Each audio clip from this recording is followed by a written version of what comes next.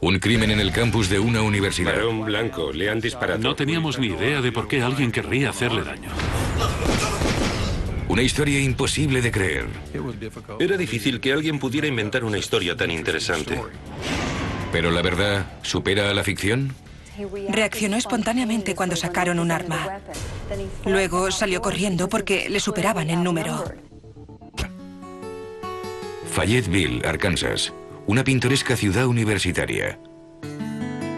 Pero una mañana una llamada a emergencias alteró el ritmo tranquilo de la vida universitaria. 911, ¿de qué se trata? ¿Dónde estará? Bien, señor, enviaré a la policía. 14, Kenny, voy a ese tiroteo. La centralita nos notificó un tiroteo en un bloque de apartamentos cerca de la Universidad de Arkansas. Tenemos a una víctima de disparos. Le han disparado. Está consciente. Respira. Acabamos de llegar, así que esta es toda la información de que dispongo. Entendido. La víctima, Doug Norwood, de 36 años, estudiante de Derecho. ¿Puedo hablar un momento con él? Hablé con la víctima en la ambulancia antes de que lo llevaran al hospital. Me dijo que habían llamado a la puerta, la abrió y vio que eran dos investigadores. Al dejarlos entrar, se inició una pelea. Él salió corriendo y ellos le persiguieron. Le dispararon y como resultado de ello, la víctima acabó con varias heridas de bala. Con heridas en el pecho y la pierna, llevaron a Norwood al hospital antes de que pudiera terminar su declaración.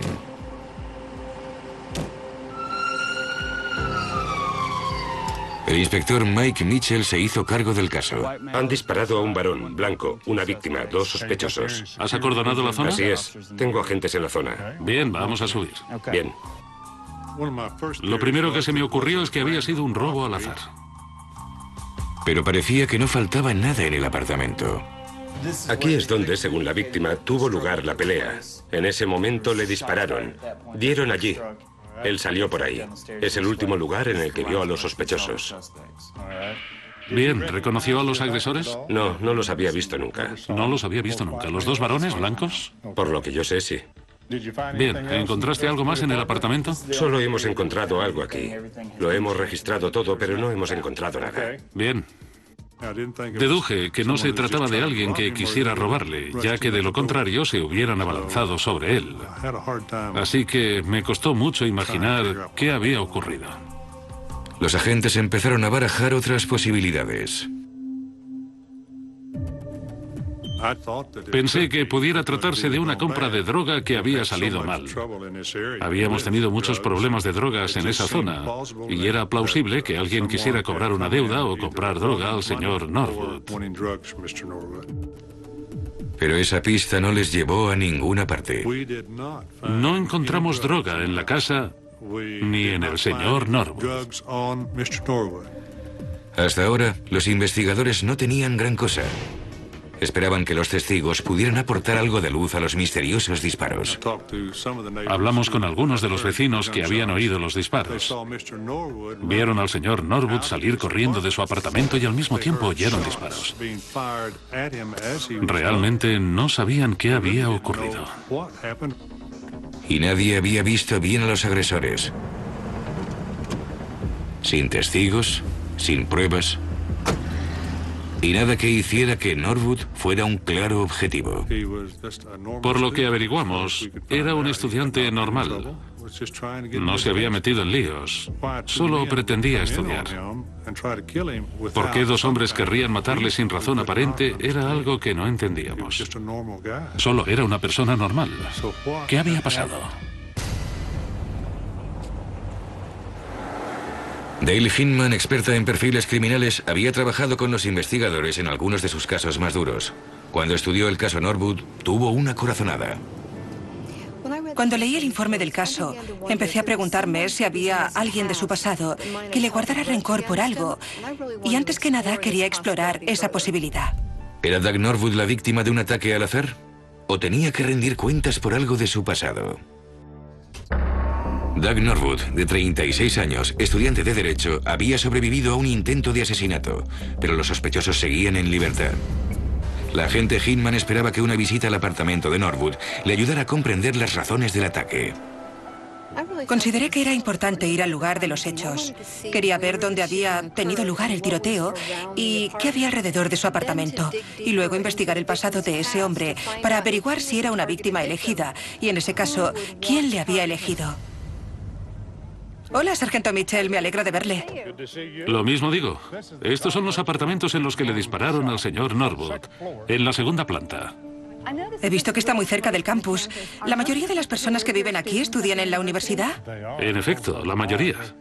Aquí hay muy pocas personas que trabajen. Si la mayoría de ellos asisten a la universidad, yo diría que esta es una zona de mucho movimiento. Gente caminando o en coche. Eso mismo pensamos nosotros. Y que eligieran esa hora del día cuando hay más movimiento de estudiantes es algo que nos desconcierta. Teniendo en cuenta que aquí hay un gran movimiento de gente durante todo el día, es un lugar poco apropiado para cometer un robo. Es cierto. Hinman estaba de acuerdo con el inspector Mitchell. El robo no era el motivo más probable. Este es el apartamento del señor Norwood. Aquí es donde tuvo lugar el incidente. ¿Qué dijo que había pasado esa mañana? Dijo que dos personas llamaron a la puerta. Se presentaron como investigadores que buscaban a otro alumno. El señor Norwood les dejó entrar. ¿Conocía al alumno que estaban investigando? No, no lo conocía. Les invitó a pasar. No forzaron la entrada ni empujaron al señor Norwood. Nos pareció extraño que no le atacaran hasta que se sentó.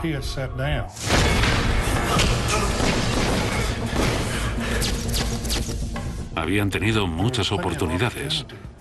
Precisamente. Tendría más sentido un ataque repentino más que esperar a que se pusiera cómodo.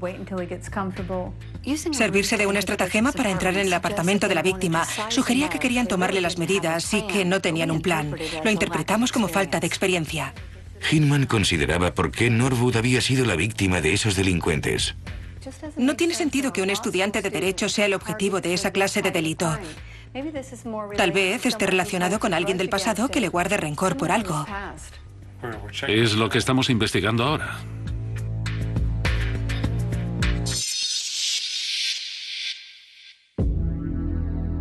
Pero entonces, cuando aún se recuperaba de la agresión, la víctima hizo una sorprendente acusación. Sargento Mitchell, ¿en qué puedo ayudarle? Me llamó el señor Norwood a la comisaría de policía para decirme que posiblemente sabía quién quería matarle. El exmarido de su novia, Kathy, Larry Gray. Larry y yo estuvimos casados casi 9 años y fue un matrimonio muy desgraciado. En numerosas ocasiones me había abandonado por otras mujeres.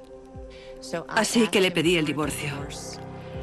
El divorcio tenía que ser efectivo el día que le dispararon a Doug. ¿Fueron los celos los que impulsaron a Gray a contratar a alguien para que matara a Norwood? Solo había una forma de averiguarlo. Fuimos a Tulsa para hablar con el señor Gray. Este dijo que no sabía nada del intento de asesinato del señor Norwood. Pero los agentes necesitaban algo más, así que prepararon la prueba del polígrafo. ¿Tiene la intención de decir la verdad a todas las preguntas que se le formulen? Sí. ¿Mintió a las autoridades con relación a este caso? No. Y pasó la prueba del polígrafo. Eliminado Larry Gray como sospechoso, la policía estaba otra vez sin pistas. Pero cuando parecía que el caso no se resolvería, Doug Norwood volvió a llamar al 911. Había tenido otro encuentro con la muerte. Inspector George, de la policía de la universidad. Bien, señor Norwood. Le ruego que se tranquilice. ¿Dónde estará? Bien, en el aparcamiento grande junto al estadio de fútbol. Bien, señor. Lo comunicaré a los bomberos y a la policía. Los inspectores Swearingen y Herring, de la policía de la Universidad de Arkansas, se hicieron cargo del caso. Recibimos una llamada en el departamento de policía de la Universidad de Arkansas. Un vehículo había estallado en uno de los aparcamientos de la universidad. El coche pertenecía a Doug Norwood. Dijo que subió al vehículo. Le dio a la llave de contacto. Oyó una explosión muy fuerte y el coche se llenó de humo. Saltó del vehículo y se echó a correr. Los agentes advirtieron enseguida que no se trataba de un accidente. Teniendo en cuenta los daños, ¿concuerda con lo que hayan visto antes? No, la mayoría de las veces las llamas empiezan en el asiento posterior o cerca del depósito de combustible. En este caso, se observa solo en la parte delantera. Nos sorprendió que los daños en el vehículo fueran mínimos. Normalmente, cuando se coloca una bomba en un coche, los daños son importantes. Tenía dudas sobre lo que había sucedido. Era evidente que algo olía mal. Los investigadores se preguntaban si los misteriosos intentos de asesinato no serían un montaje de Doug Norwood. ¿Era algo que hacía Doug para llamar la atención? ¿De alguna forma estaba relacionado con el tiroteo en Fayetteville? En ese momento, no sabíamos qué estaba ocurriendo en realidad. Para averiguarlo, sometieron a Norwood a la prueba del polígrafo. Bien, vamos a empezar.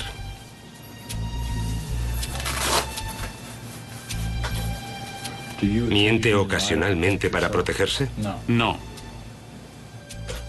¿Sabe con seguridad quién intenta matarle? no.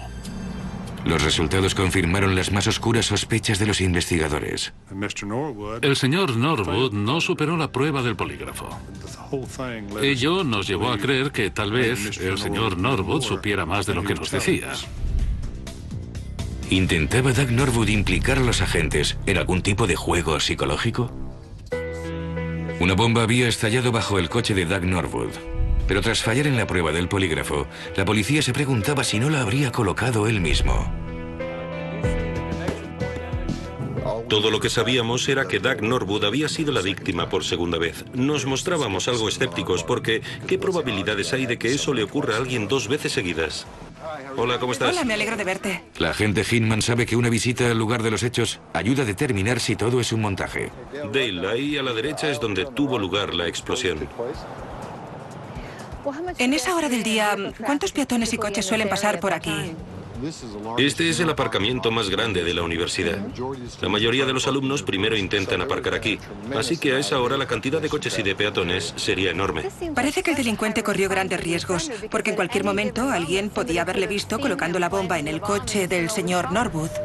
Una de las cosas que debemos determinar es si Doug Norwood nos ha contado toda la verdad o si realmente hay alguien que intenta matarle. Los investigadores tenían razones para sospechar de Doug Norwood, pero el polígrafo es una herramienta de investigación. Aunque fallar la prueba del polígrafo no siempre significa que se sea culpable. Hinman llegó a la conclusión de que era muy poco probable que Doug Norwood planificara que le dispararan y colocara una bomba en su coche. Pero si no era Doug Norwood, ¿quién era? La metodología utilizada en este ataque es completamente distinta de la que se empleó en el primer ataque. Admito que es desconcertante. En base al número de ataques, Hinman creía que Doug Norwood era la víctima y seguía corriendo peligro. Era evidente que alguien estaba muy motivado para dañarle seriamente o matarle. Necesitábamos saber quién tendría ese móvil y por qué. Para desatascar el caso, la policía de la universidad volvió al principio. Mi siguiente paso fue verificar todos y cada uno de los detalles que él me había contado. Pero eso requería tiempo. Y Norwood temía que eso precisamente fuera lo que él no tenía. Estaba muerto de miedo. Temía que de alguna forma consiguieran hacerme un daño irreparable, que nunca terminaría la carrera de Derecho. Sabía que tenía que protegerme. Convencido de que Larry Gray era el responsable de los ataques, Doug y Kathy investigaron por su cuenta. Empezaron centrándose en una extraña conversación que Kathy había mantenido con su exmarido unas semanas antes. Larry me dijo que había contratado a un detective privado de Florida para probar que Doug era un mal tipo. No le creí, pero le pregunté dónde lo había encontrado. Me dijo que en la sección de anuncios de una revista. Doug y Kathy empezaron a buscar al detective privado contratado por Larry Gray. Fuimos a la tienda y Doug compró varias revistas. Se sentó en el sofá para buscar los anuncios cuando se levantó de un salto. Había encontrado un anuncio que decía: mercenario a sueldo. Consideraré cualquier trabajo.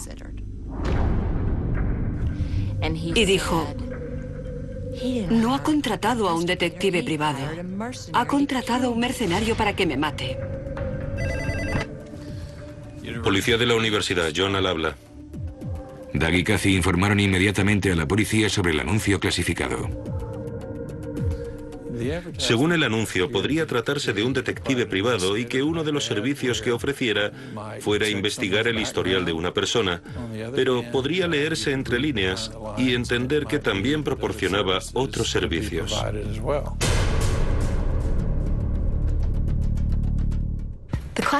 El anuncio clasificado aumentó las sospechas de los agentes de que Larry Gray fuera el cerebro de esos atentados. Si la persona contratada por Larry Gray era un asesino a sueldo, ¿los investigadores le encontrarían antes de que éste acabara con Doug Norwood? Doug Norwood estaba convencido de que el exmarido de su novia había contratado a alguien para que le matara. Ahora, los investigadores tenían que probarlo. Los investigadores siempre siguen todas las pistas que tienen, pero esa parecía muy prometedora, ya que estaba basada en el instinto de la propia víctima. Larry Gray era la única persona que, según Doug Norwood, podría querer matarle. Necesito que se investiguen los antecedentes. Cuando los agentes investigaron al detective privado de los anuncios clasificados, la teoría de Doug Norwood cobró vida. Las autoridades de Florida investigaron a petición nuestra a ese individuo.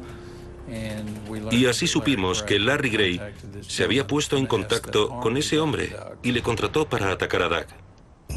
Mientras los investigadores preparaban el caso contra Larry Gray, recibieron otra llamada desesperada de Norwood. Doug nos llamó un día para decirnos que creía que le seguían. Nos describió el vehículo así como la matrícula del mismo. Universidad, iniciamos seguimiento de un Ford Taurus color canela. Vamos en dirección sur por Garland. Los agentes decidieron interceptar el coche. Llegamos justo a tiempo de ver el vehículo que Doug había descrito.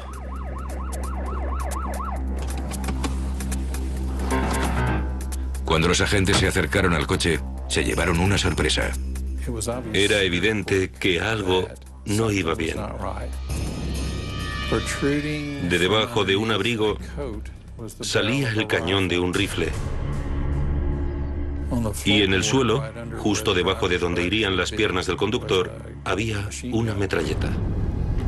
Los inspectores detuvieron al hombre. Se llamaba Michael Wayne Jackson. Tras varias horas interrogándolo, Jackson se derrumbó. Durante el interrogatorio averiguamos que Larry Gray había contratado a Michael Jackson para que viniera a Fayetteville y matara a Doug Norwood. Pero no era el primer asesino a sueldo que Gray había contratado. Averiguamos que Michael Jackson sabía de varios individuos que habían venido a Fayetteville, Arkansas, que habían participado en el tiroteo contra Doug Norwood. Los celos por la relación de Kathy con Doug fue la razón de que Gray intentara matar a Norwood. Gray sabía que si Doug Norwood era asesinado, él sería sospechoso, así que tomó precauciones para parecer inocente. Más tarde, los investigadores averiguaron que Larry Gray lo había planeado de forma más concienzuda de la que cualquiera podía haber imaginado. Investigó y practicó durante semanas para superar la prueba del polígrafo. La declaración de Jackson llevó a la detención y condena de Larry Gray y 4 hombres más de su banda. Gray se declaró culpable de conspiración para asesinar.